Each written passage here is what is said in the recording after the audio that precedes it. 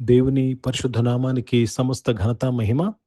ప్రియ దేవుని బిడ్లారా, ఈరోజు ఫ్రైడే 7th ఆగస్ట్ 2026. మీ అందరికీ యేసు ప్రభు వారి పేరటన శుభాలు తెలియపరుస్తున్నాను. దేవుని వాక్యాన్ని మనము చదువుకుందామా?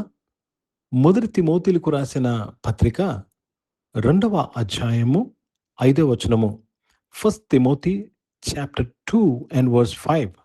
దేవుడొక్కడే, దేవునికిని నరులకును మధ్యవర్తి ఒక్కడే, ఆయన క్రీస్తు యేసను నరుడు. దేవునికి స్తోత్రం కలుగునుగాక.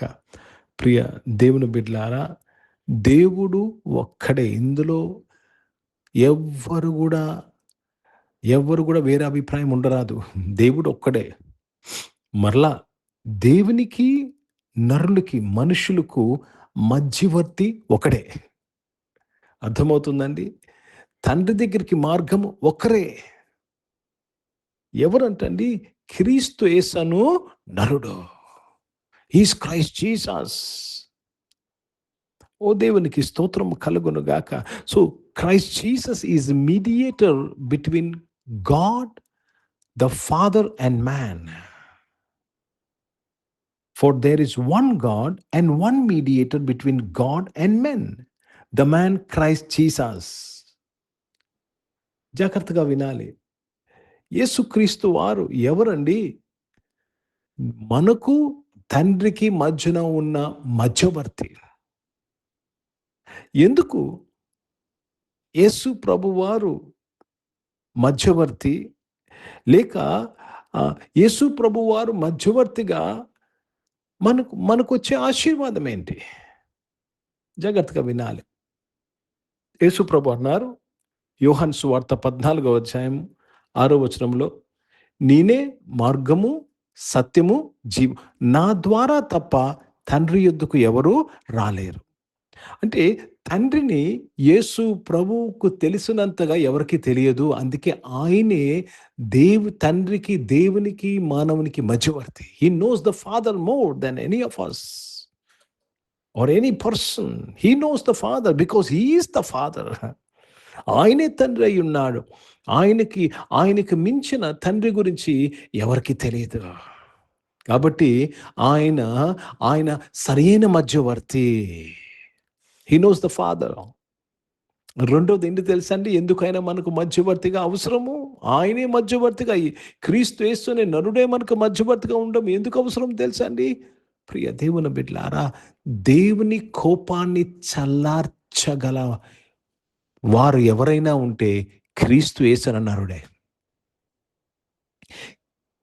ప్రతి మానవుడు దేవునికి కోపం తెప్పించిన వాడే.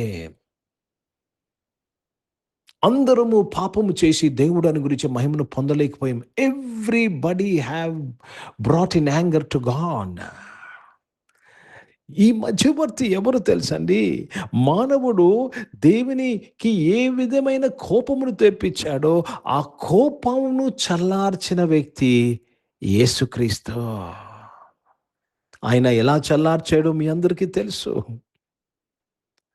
ఆయన సిలువ మీద, యేసు ప్రభువారు సిలువ మీద దేవునిని, తండ్రిని తృప్తిపరిచారు. ఆయన కోపాన్ని తృప్తిపరిచారు. ఆయనను నలగొట్టుటకు ఆయనకు ఇష్టమాయను, తండ్రికి ఇష్టమాయను. కాబట్టి రెండో విషయము, ఎందుకు యేసు క్రీస్తు అనే మధ్యవర్తి ప్రతి మానవునికి అవసరము తెలుసా? దేవుని కోపం. నీ వలన దేవుడు ఏ విషయంలో కోపపడ్డాడో, నీ వలన ఏ కోపం ఆయనకు వచ్చిందో నీ మీద, ఆ కోపాన్ని చల్లార్చిన వారు క్రీస్తు యేసు నరుడు. కాబట్టి ప్రియ దేవుని బిడ్డలారా, you cannot have any other mediator or any better mediator than Christ Jesus. Yesu Kreestu వారి కన్నా శ్రేష్టమైన మధ్యవర్తి ఇంక ఎవరు లేరండి. ఎవరు లేరు. ఎందుకంటే ఆయనకు తెలిసినంతగా తండ్రి ఎవరికి తెలియదు. రెండవది, మన అపరాధములు చేత మనము దేవునికి కోపమును రేపాము. ఆ కోపమును నీ వలన వచ్చిన కోపమును చల్లార్చిన వ్యక్తి క్రీస్తు యేసనన్నాడు. हिंदी में पढ़ेंगे, पहला तिमोथी का पत्र उसमें 2 अध्याय और 5 वचन। क्योंकि एक ही परमेश्वर है और परमेश्वर और मनुष्यों के बीच एक ही मध्यस्थ है, वह मनुष्य यीशु मसीह है। प्रभु को धन्यवाद अदा करते हैं, प्रभु को महिमा देते हैं।